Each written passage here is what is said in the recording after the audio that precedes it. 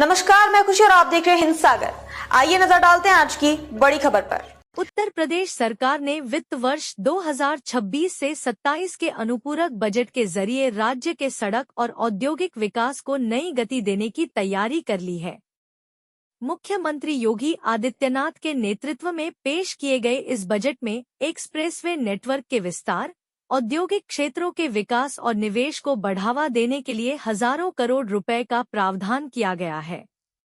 सरकार का लक्ष्य आधुनिक परिवहन व्यवस्था के साथ साथ रोजगार और औद्योगिक गतिविधियों को भी नई मजबूती देना है।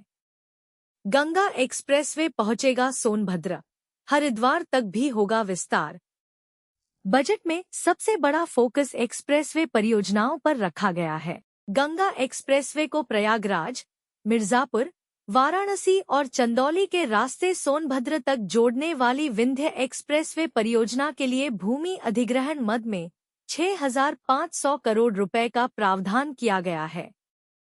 इसके अलावा मेरठ से हरिद्वार तक गंगा एक्सप्रेसवे के विस्तार के लिए 5,700 करोड़ रुपए की व्यवस्था की गई है। वहीं सोनभद्र, चंदौली और गाजीपुर को जोड़ने वाले पूर्वांचल लिंक स्पर के निर्माण हेतु भूमि अधिग्रहण के लिए 2,300 करोड़ रुपए मंजूर किए गए हैं। जेवर एयरपोर्ट और नए कनेक्टिंग कॉरिडोर को मिलेगी रफ्तार। राज्य के प्रमुख एक्सप्रेसवे और एयरपोर्ट को बेहतर कनेक्टिविटी देने के लिए भी कई अहम परियोजनाओं को बजट में शामिल किया गया है। जेवर अंतर्राष्ट्रीय एयरपोर्ट को गंगा एक्सप्रेसवे से जोड़ने वाले मार्ग के लिए 250 करोड़ रुपए निर्धारित किए गए हैं।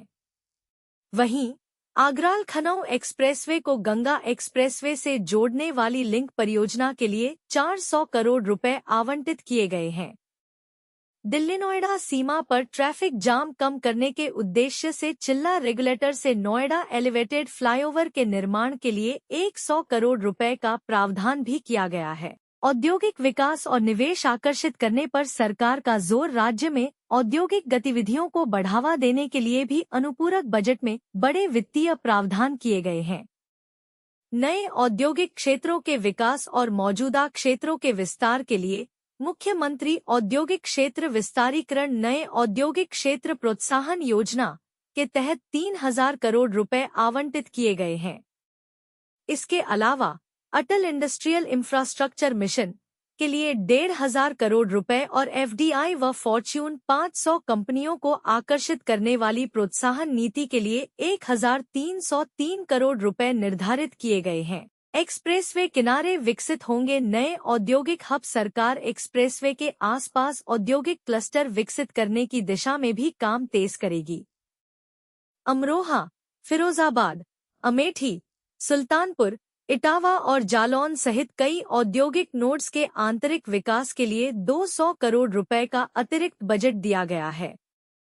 सरकार का मानना है कि इन परियोजनाओं से प्रदेश में निवेश बढ़ेगा, उद्योगों का विस्तार होगा और बड़ी संख्या में रोजगार के अवसर पैदा होंगे।